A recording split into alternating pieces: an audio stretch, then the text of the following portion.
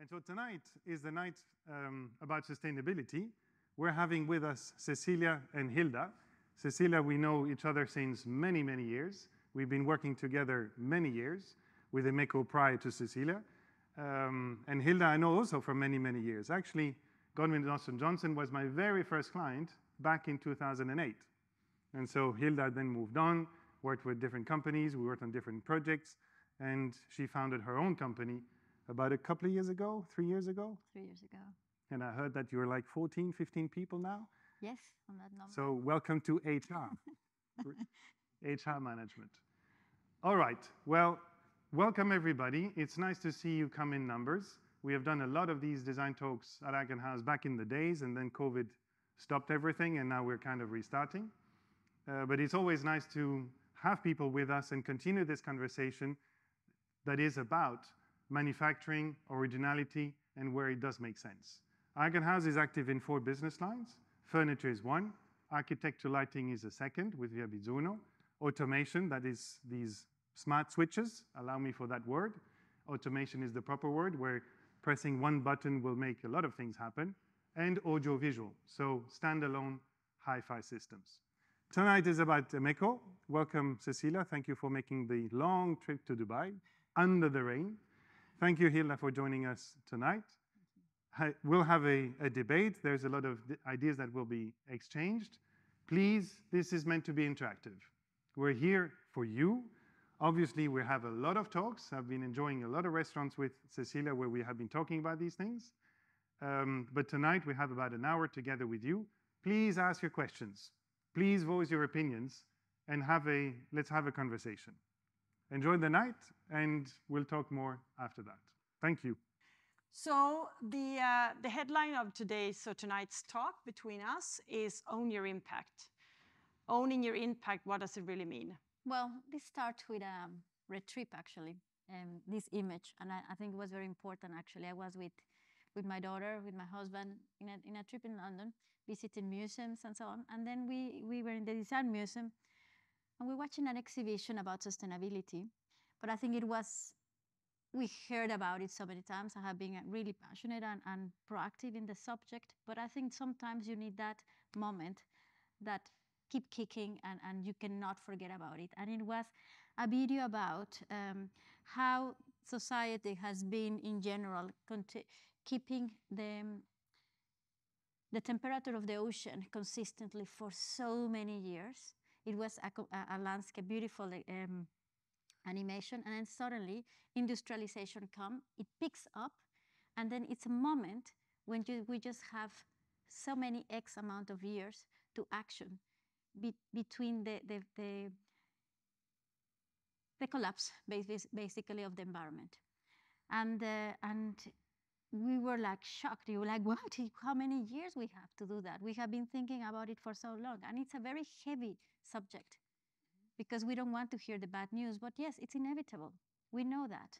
So for us, it was important to look at the years that we have all together as a society to revert that. And just maybe it's not revert. Maybe it's just only stabilize it, isn't it? Yeah. And that requires a lot of ideas, a lot of people. And I think some of the great seed that probably in that trip in Stockholm was very much inside me after this visit with what Cecilia done is that networking was fun. Was so many people from different industries, young entrepreneurs, artists, journalists, chefs. Yeah. I mean, I let you explain to it, but I think I was expecting to be in a networking event with designers. But actually, it was so enlightening because it was all different people in different ways interested in the same subject. Yeah. And then I leave that to you. Yeah, it was incredible. This was an idea. I think this is the general message tonight as well. It should be a pleasant conversation because we all know this. We all know the statistics. We all know the background. We all know what we're facing. But what can we do about it in a very positive way? And we are in a static business. We can't go from 0 to 100 in one day. So we have to take baby steps, but we have to take those steps in the right direction, in a good direction, and help each other. and network with each other to get into the right direction. And that regards everything: material, finding new material, waste streams to produce from, or just finding projects and help. And I could say, oh, I know somebody who really cares about, EDP classified buildings or knows about material. It's Hilda. She's working there, or, networking. The greatest threat to our planet is to believe that someone else will save it. Yes, it doesn't concern me, does it? Well, I try to, take care of my trash, and I try to do my best, but, what does it really matter if I do something when, somebody else is polluting somewhere else? It does. Everything matters, and especially for an industry like ours, which is, we have control over this industry. There's so many companies in our industry, handcraft, investing in generations of machinery. We need to save it, and we need to, talk together about how to save it in an actionable manner. So these are like the academic part of it. What is sustainability? Well, it's the people, it's the planet, it's the prosperity. It's also the social. Everything goes together. You can't just take care of one part. You have to take care of people, maintain the people, keep their craft, keep their jobs, take care of the human beings in ways also of producing. So it's something that melds together. And it's just a complete lie to say to people that, yeah, we don't consume anymore, don't do this. It's a radical movement. Of course, we have to constantly, to continue to consume. We have to buy things, but maybe consider what we buy, and buy less, or change, or make industrial movement, take back program, refurbish things like we did in the old days. Maybe that's an idea for the future. But I think in this case, I mean, if you allowed me to do that, I think as well it's a matter of ethics as well, and what you really want to ambition for whatever business is, from a business point of view, commercial point of view, culture. We're talking about the culture of companies, what we want to ambition for all the team to believe on. And I think it's empower ourselves as designers. And I think it's when it comes to these bubble maps and stuff, it's like I was discussing with Cecilia, the reason of a designer to be is just to improve the way the things are. And what is happening when we see all the consequence of the rubbish, of the lack of consciousness, when you specify, is the opposite. We are damaging instead of helping. So it just becomes a matter of as well, yes, it is a matter of responsibility. Responsibility when you design, and responsibility to probably learn more, or probably just do something about it. And I think when network situation happens, and I have this conversation as well with Cecilia, the topic become obsolete when we pretend that we know what we're talking about. There's so many ramifications of it, that eventually every time you enjoy that process with all these people who are thinking the same way as you, some of them more experienced than the others, some of them more scientific, some of them just merely interested on the subject itself, you always nurture yourself and learn a little bit more. And that connections keep moving together and somehow shape as well your environment. And I think it's okay to don't know everything about it in different ways, but I think it's important to get in contact, if you're interested in the subject, with people who eventually you will get that knowledge and that push, or even the question of supporting you in the right direction when it talks about sustainability in different ways. Yeah. Isn't it? And also the fact that we said the system we know, I think the system needs to be changed. We all know that we need to do something new. And also, you can't know everything, and it's a hurdle to get in the beginning, but once you get to know all these people that teach you new things, it's a way to get forward. And what we want to say here tonight is actually we need to be actionable. We are talking enough about statistics and how it looks. Now we need to find ways. And one way was actually when we met in Stockholm was I was thinking, why don't we talk in two levels? We talk to the head and we talk to the stomach. So in this dinner, we also talked about food waste and minimizing food waste. That's also part of sustainability, to find out how you manage the food, because there's a shortage in the world about food. So we need to take care about this as well. So that's also a way of talking to actually network with each other. And with that, Chef, as well, and talking about that, the food, we went into in a restaurant. What was the name of the chef? Paul. Paul. So he set up a 5-meal course, starting from you remember the Well, the most shocking thing was probably the fish. The fish heads, yes. And he didn't say what exactly was, but but he went to the market and get all the fish heads that nobody wants, and then he just prepared them beautifully, and create a sauce with and then each course, he keep explaining it, and even as well, you remember the fungus, the mushrooms that were cultivated in the oven, in the basement of his restaurant, and all of them was completely from scratch. The beers, you remember, were something that was completely.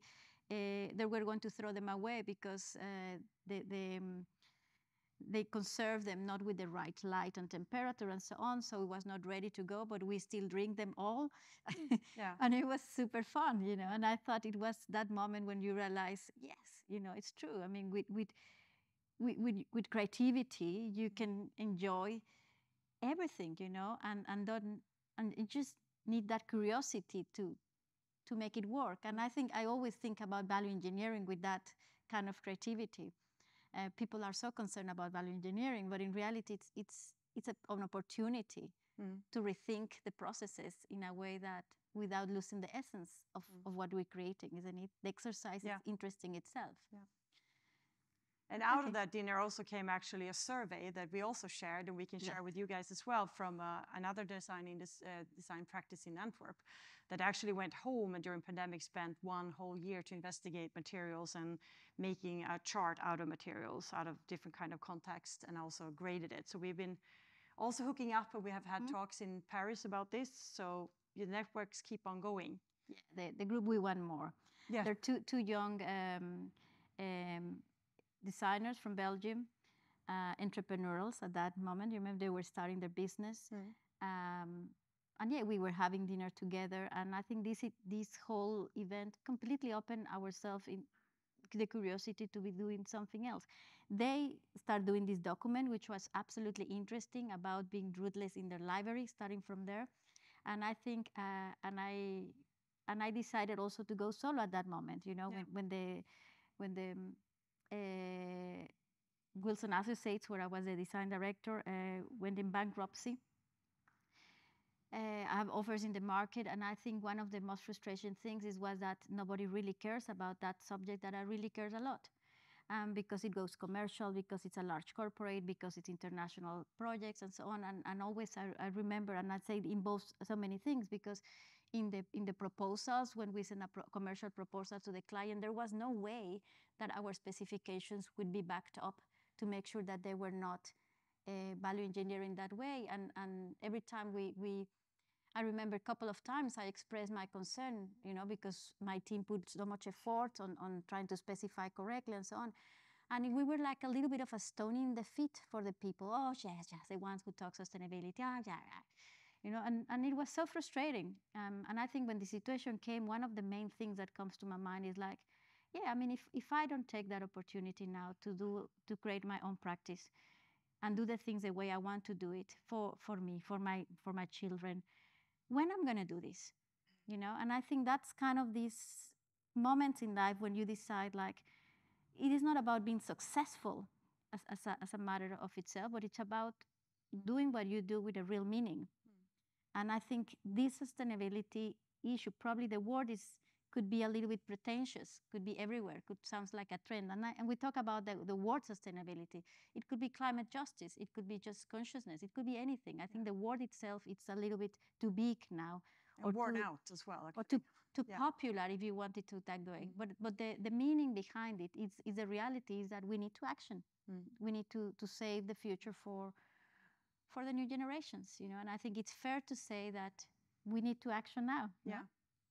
And I went further. I went to Germany and started a network. So we also have a network called Frontier Ecologies, where we actually meet the researchers and scientists and professors and different parts of other producers in the industry. So we are keep on going. Yeah. We are a group of people that keep on doing it. And that's a part outside the Emeco business, but it's a very, very big part of Emeco, the DNA of the company. And I think, sorry to interrupt you, Yeah. Cecilia, but I think that's something as well that I think that's that we create a great connection, because Cecilia was not just the vice president of Emeco, but she have so many lines of research across everything. And I remember a conversation with that Shepston that was so good. We'll mix food and business often. Yeah. And we were talking about the fact that the operators in general, as a hotel operator, they really need to adjust their standards, you know, because actually fire retardancy, it's cancerogenous itself, unless it's a fabric, it's inherently fire retardant, which is Trevira, you know. And you remember you said, yeah, I have a contact actually who's developing a fire retardancy experiment, which actually address these things. And I was suddenly very interested in the fact and start researching more.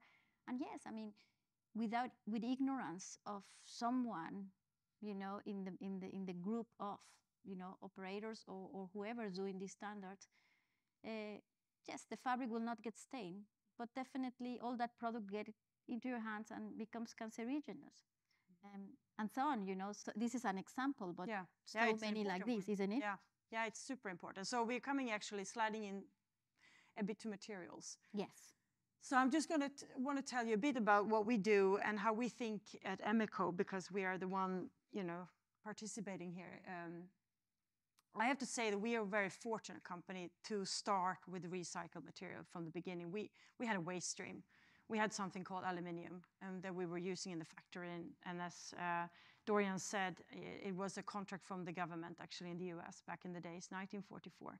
And then 25 years ago, something like that, Greg came around the factory, our present owner, to do a project. And it ended up him buying the company, actually.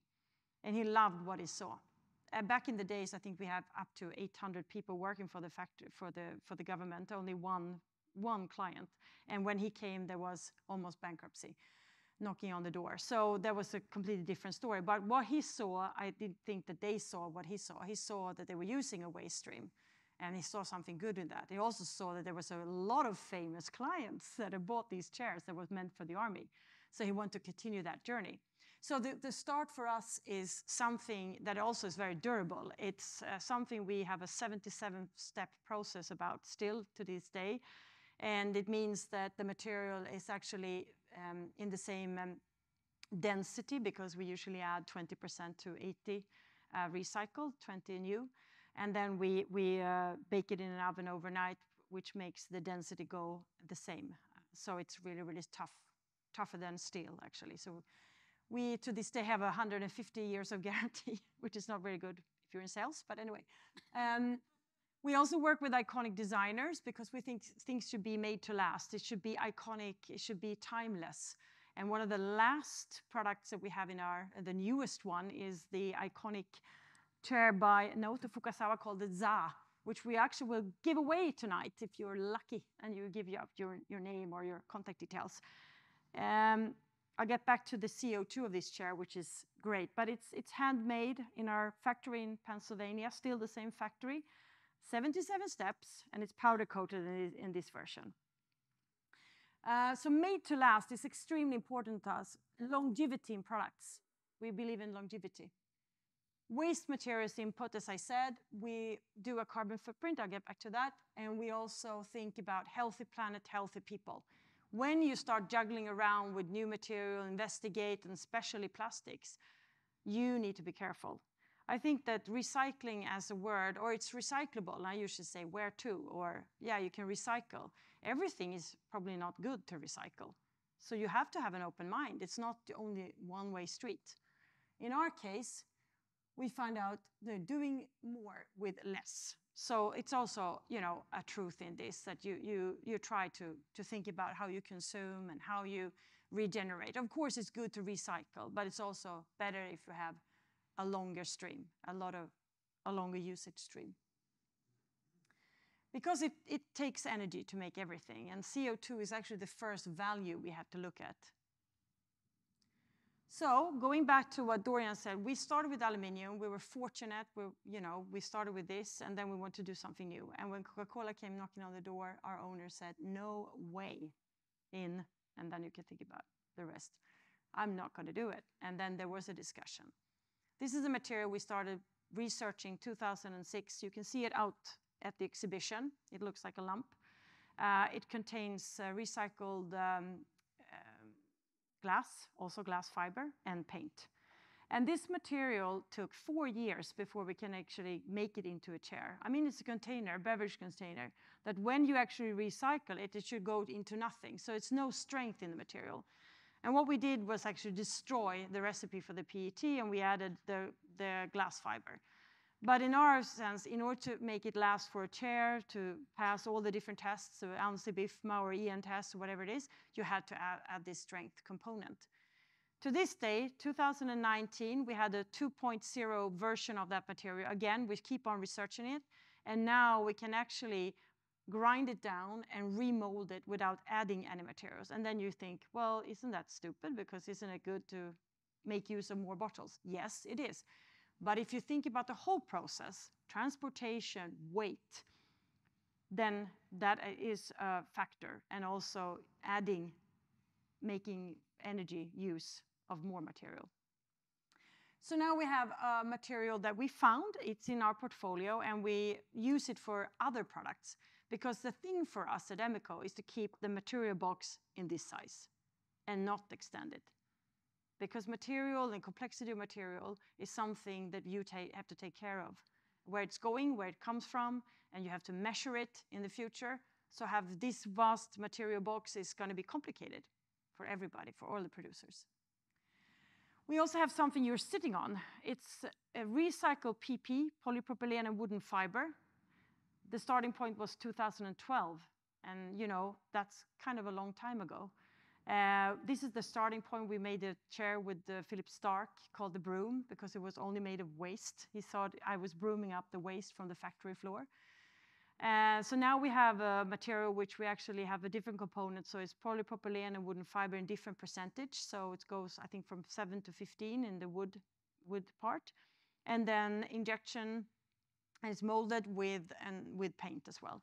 This one you're sitting on is by Jasper Morrison. So it's called the 1-inch recycled. We can actually take that back, grind it down, and remold it again. So that's a new material. So this is what we do. So what happened when we started to play around with the plastics? Well, we have to make sure with the measurements. And this is when it becomes this complicated. And this is where most designers and architects said, yeah, oh my God. Is it EDP, LCA, CO2, VOC? I don't know where to look.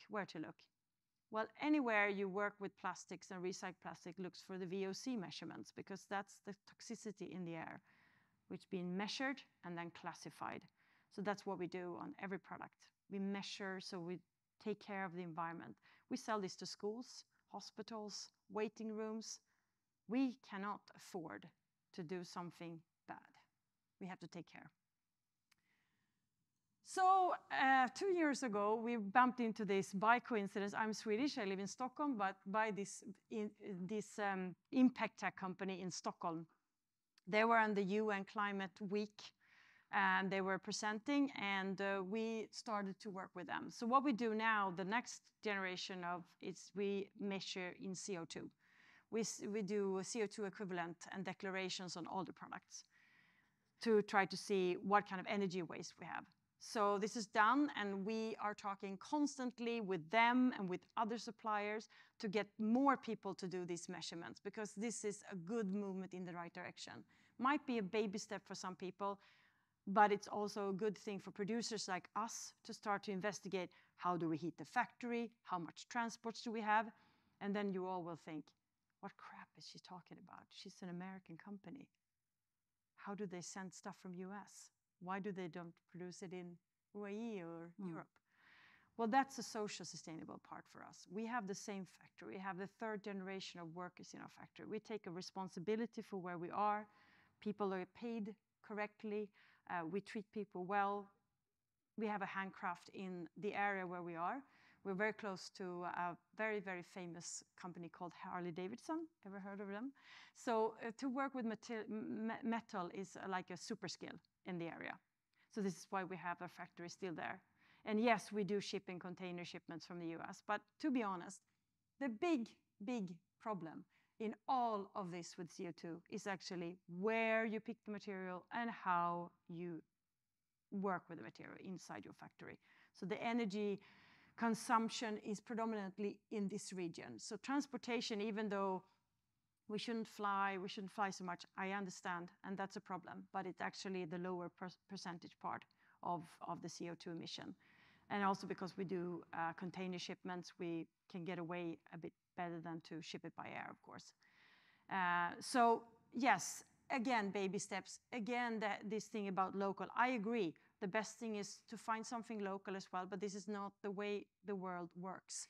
So to find as well, yeah. certain because I don't think it's what I found is everything is debatable. Yeah.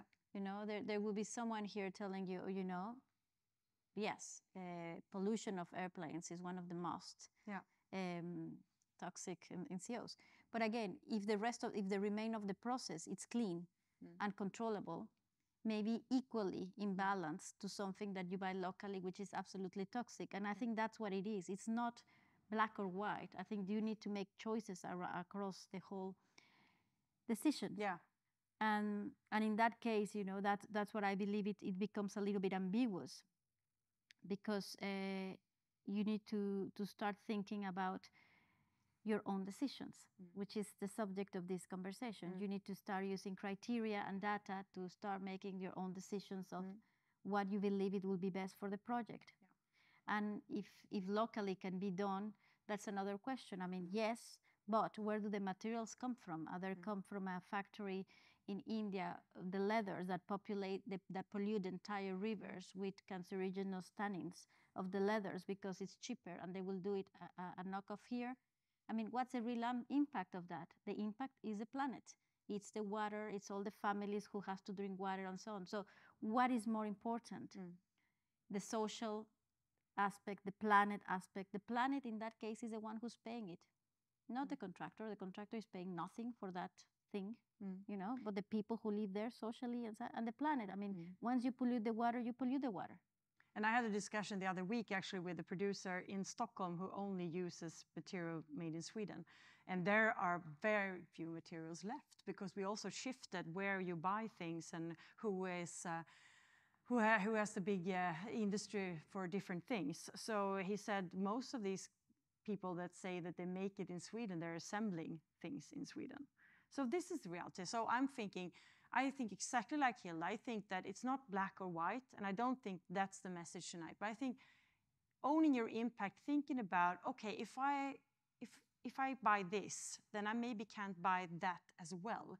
And we had a discussion in Paris a couple of weeks ago about hospitality, where we had a good example. We said that, well, maybe you get something which has a high CO2, a big voluminous sofa or something, but then you can't have the same kind of CO2 on all the other materials. You have to be conscious about how you use the materials.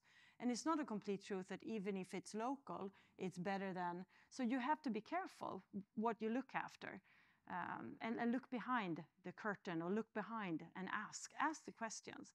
And we as a producer, we want to share. I want to share with everybody. I wish more people would like to open up the box and toolbox and tell what they're doing. Because I think the more we inform, the better we move forward, and we also help architects and designers to make a better choice. It's not But simple. I was very proud actually to tell Cecilia the other day that, yeah, I mean, because when you come here, the region, you know, sometimes you feel it goes in different speeds and different ways, you know, and probably it's not so avant-garde as other cosmopolitan city, etc. But I mean, really, I'm impressed so quickly of the way that, for instance, Abu Dhabi applies STDAGMA in all the hospitality projects. Are thorough. You have to have a checklist of that, seeing the tiles, the process, and so on. Simply, you cannot validate your STDAGMA if your team doesn't go into that level. I mean, you have to start somewhere, and I think the region, it's starting somewhere here, you know, and I think this is a story for you to take as well. I have to say, I'm very, very proud of in general of the region, of the place where we are, because I think it's so many progressive initiatives that you do it very fast in this region, I have to say. Very fast. Yeah, when but you take decision, it's determination. So and I think in that way as well, it's to celebrate. It's to celebrate. It's to get motivated. It's to say yes, we're doing something, you know, and hopefully a lot of people can do it as well. And yes, probably. Actually, when we start looking at it, we have to dig much more. We were not so sure of what they're saying and what that exactly mean. And, you know, and we're researching the internet, and we went to the tile suppliers. They don't even know. They send the query somewhere. And the whole journey of even validating that document take us to somewhere of learning more, you know. And I'm sure moving forward, it will be something that will be absolutely more. Sometimes we ask you about the carbon footprint of your products, because we specify something from Emeco as well. But this is your saying. It's too complex not make a quick judgment. That's exactly your saying, because you know, not to put the blame, just ask everybody instead. You know, it's the easiest way, because we're here to help. And find out. Yes, I think. So, do we have another? The designer perspective, Hilda. So what is your iconic design, again, maybe, or not, or absolutely the opposite. I think it's about simplicity as well. It's about longevity. It's about style, quirk. You know, it's so many things as well. I think iconic design, I want to somehow leave it on the other side. I don't think it's iconic design. One of the things that has been happening in the region is that they contracted designers and companies to tell them exactly what was right or wrong aesthetically, or someone went on holiday and went and tried to replicate that in the hotels. And that's what we're thinking, that there was not an essence of this place from 40 years. There were just abstractions of different hotels, different places, could be that or that, etc. And I have this conversation with Cecilia when I say I'm really passionate about heritage. And in reality, heritage in terms of bringing back that essence of to the society, to make a space, a landmark that you will remember and we will be there, not necessarily because aesthetics are very subjective, absolutely subjective. I mean, like it, dislike it, doesn't really matter. But the fact that that place will age with the context, with the culture, with the society that is there, and so on. So I believe as well that for the story for when Babelshams was the first hotel that came here, who was Brian Johnson and Godwin Austen Johnson, 25 years, 30 years in the region. And he is actually. He is an architect, almost around 80 years old, and he managed to capture the essence of Middle East in a hotel, in a resort, from a hospitality point of view, and that was Babelshams. And then from moving forward, they will kind of thinking about replicate that, and then was coming the Cherry Albeit, that we also work on it, and so on. And this story is very interesting as well, because it talks about that question. We were doing the Alsif. I don't know if you've seen it. It's now it's operated by Curio, by Hilton. But when we were doing the project with Ignacio, the architect, they almost get rid of us actually at that moment, because we were insisting so much that we don't want to do another hotel same as Babelshams. And it was very important to stand strong there, because it was the last part on the creek that was really an authentic building. And if they demolish it, which actually they give to a company, to HBA, half of it, and they give to Godwin Austen the other half. And you can see the two projects, one absolutely modern, contemporary, which could be anything at the moment, because there's so many hotels that way. Or the other one, which was the Godwin Austen Johnson. And aesthetically, we said, well, look, what happened? This was in the 70s, okay? We need to beat this project, coming back to the memories of the 70s. What happened in the 70s here? And we download images and so on. And I think we get through the CO by memories. because that space we managed to say in the 70s it was a vintage, okay, it's overly vintage and so on, but that essence of that place on that moment, what was very important, and don't demolish it and somehow come back to what was this place like this, and not necessarily aesthetically beautiful. You know, it was a merge of different things.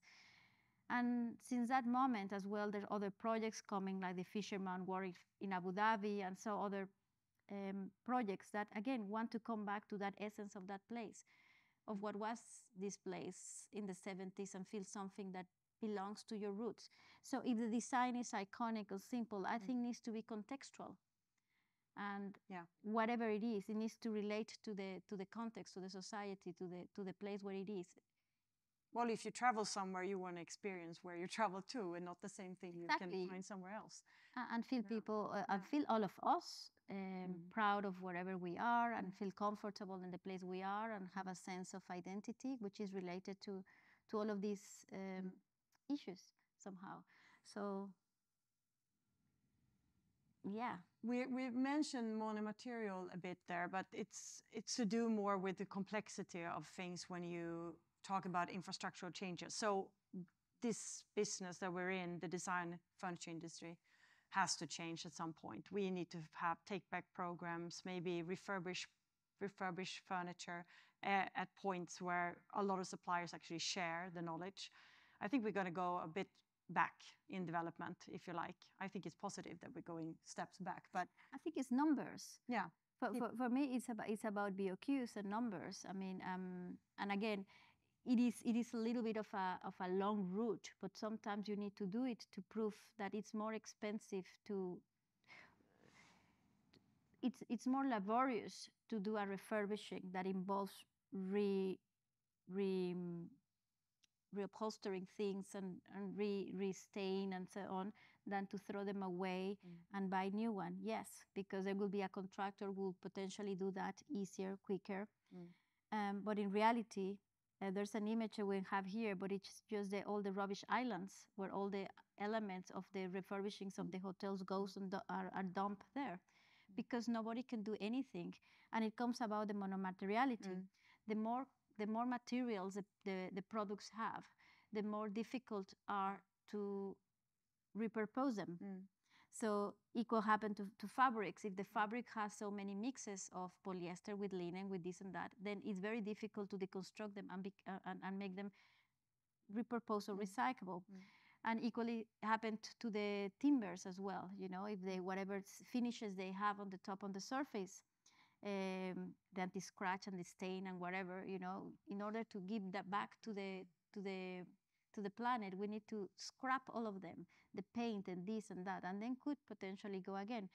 And another experience that we have on that, it was like sometimes we have a big developer here to do actually a very detailed exercise to show them that we can still make it, the refurbishing, reusing the existing, okay, at the same price as new.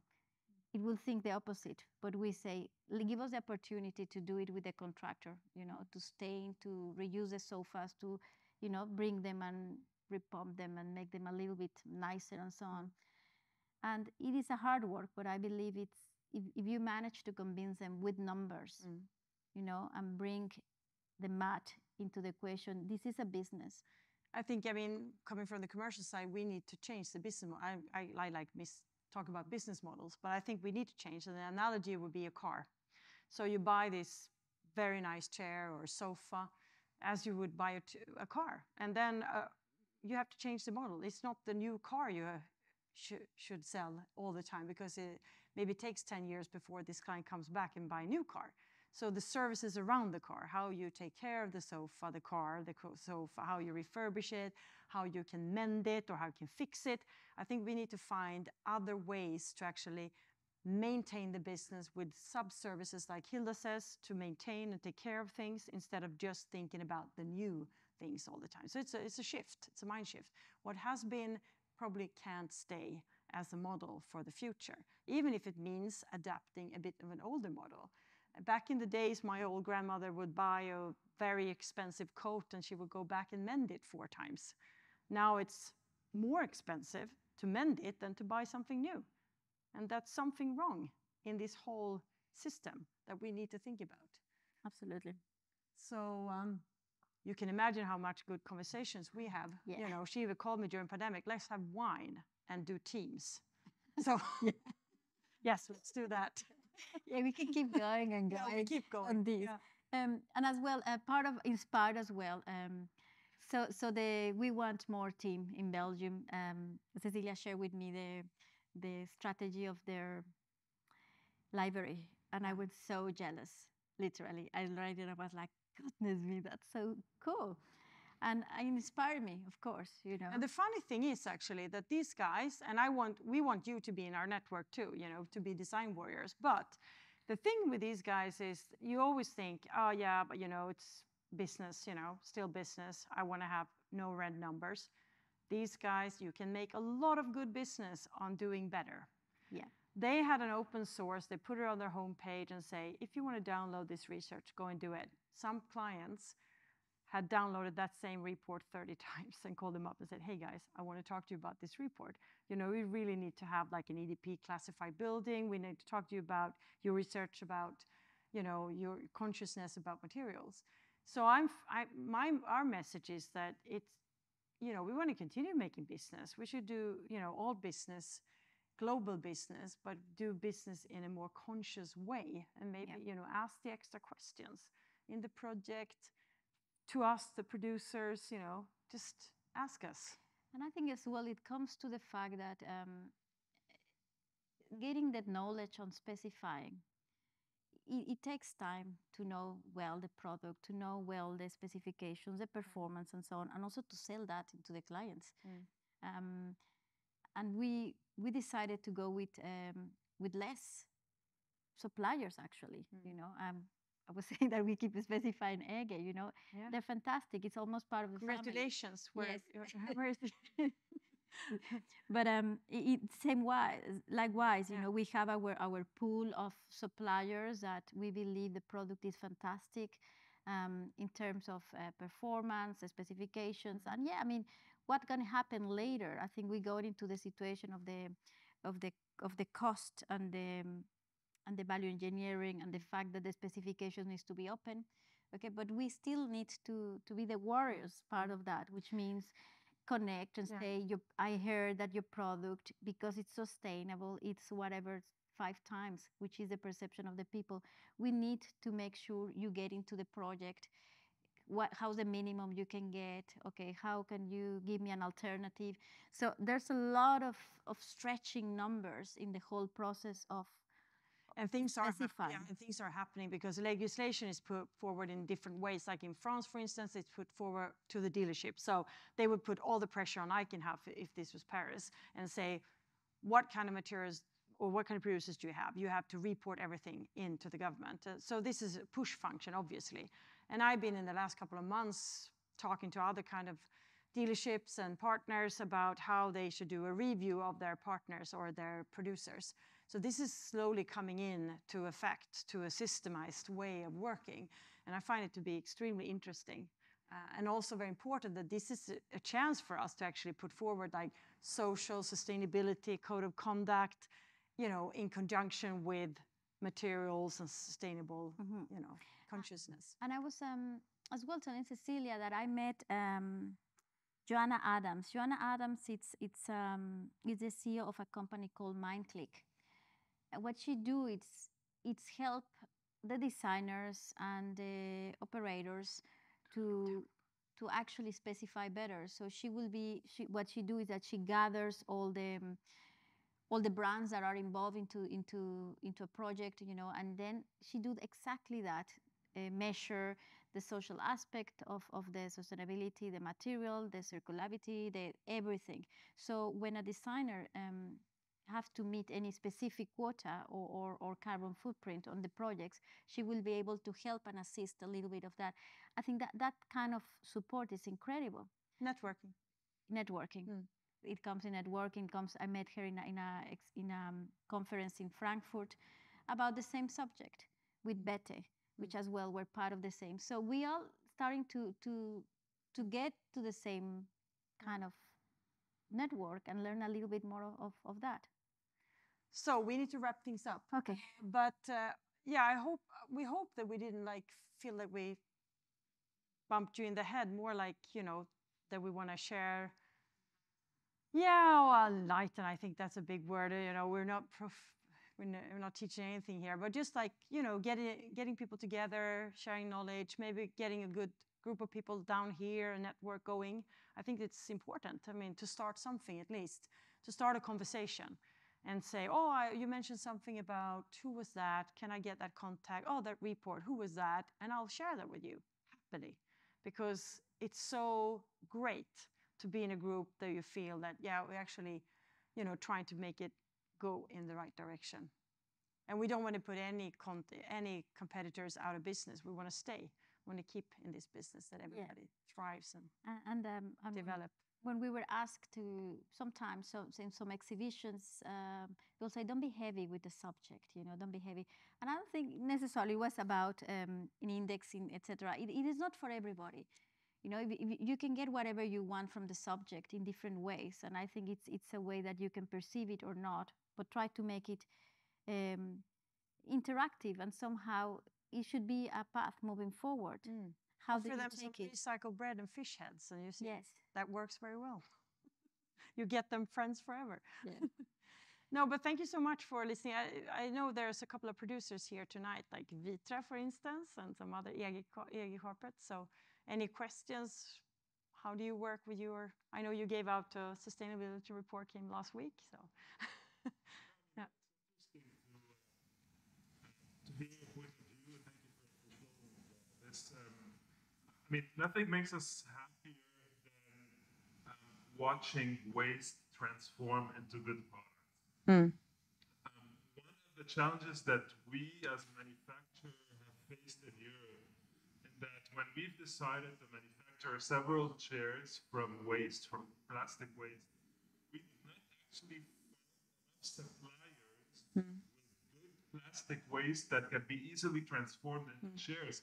Because, you know, for you to manufacture plastic, it has to be solely plastic. It cannot have any metal screws, any wood, it has to be pure. So we had to several suppliers and even go into the heavy industry to be able to find this raw material. So I'm wondering, as an American manufacturer, do you face these challenges, and how's the scene like in the US regarding that? We're an extraordinary company in this case, I think, doing what we do, but we don't use the normal suppliers for furniture. We went straight to the industry. So the molders for our products is actually industry specific, doing other parts for, I don't know exactly what they do, cars or whatever parts for, but they're not doing furnitures at all. And this was intentional, because they are the one, they're quicker to adapt to different materials, to use their machines, because they're doing different kinds of things. I think that design industry, some aspects are quite traditional. So we are thinking in some ways, and we didn't. So we tried this way. But I'll say that I did a small workshop during the pandemic out of boredness, not being able to travel. So together with a big manufacturer of recycled plastic in Europe, and a big fashion company that comes from Sweden, not mentioning any names. We tried to investigate how they could how they can rent material, because their problem is that they use material and they need to recycle it somewhere. And their big thing is clothing, it's not furniture. And what we find out is, as all research shows, that it's part of the design phase, the prerequisites for material, what you need to know about the material before you use it. So in this case, they wanted to have a very specific color of a thing we were going to mold, and that didn't work out actually with this recycling unit. But if they didn't, and if they know the prerequisite for that material, which was a recipe for recycled plastic, they could have adapted, and they could have rented the material, used it in a concept in 5,000 shops, and gave it back. So they would have closed the loop. And this was a mind-blowing experience for us, because it also forced them to start thinking about, and they already do this, but in this aspect to think about, maybe we can actually rent material. But then again, it's completely different focus on industries. We were going fashion with hard industry. I have another very good example. A couple of weeks ago, I was in Lisbon, and I talked to this fantastic fabric producer. And the head of creation said, you know what? We found a waste stream in Switzerland. They called us up. It's a medical company that do pharmaceuticals. They have an excess amount of plants. What to do with these? They can actually, you can dye yarn from it. So they've crossed their business. So I think that looking outside your own business is going to be the future to find both more material, because this is a problem. I know sourcing polyurethane. I know there's a Japanese company that do completely sustainable equivalent to polyurethane, but too expensive. And we cannot be we cannot be more expensive than the other not so good stuff. We have to be on the same price level, at least try to be. So yeah, I would say very long answer to your question, but I think that it's outside industry. You have to look for other similar industry. I'm very interested in biodesign. I'm very interested in fungus. Mycelium, but yeah, but it's still it's not there. I know it's not really trustworthy enough. But not yet. But I mean, if you think about that, St. Martin's released the first master in biodesign only starting this September. It's great. It's the first official course on biodesign. Yeah, our friends from Antwerp did a big bar out of mycelium fungus and growed it up. I mean, just it went from the ground and up. The problem is that in big scale you can't do a big scale, so they had to farm it. Yeah, farm it in small and then put it together. It became very beautiful, like a flower, but it's still like it's a long way still. Yeah, you need the design industry to start getting their hands on there. Yeah. No, so I think, I mean, the thing, my dream scenario would be that a lot of producers take their facility manager, their product manager, their factory manager, and put these guys out on fairs and fairs that are not in the industry to research new materials and have a plan B and start looking what can we use instead of what we have now in order not to just end up at a legislation point and that's the end of the story because, you can't use polyurethane or whatever it is, and that's the stop. That's the end of that story. So I hope that all the things we've done with networking, we try to get people together, researchers from material research departments to meet up with these factories. Because the problem today is that everybody's sitting in their own silo and they're finding out some really good material. And then they find out that there's no factory that can take care of this material. So the factory have to speak with the researcher, to work together for the future of materials, I think. It's a dream scenario if that would happen. Yeah.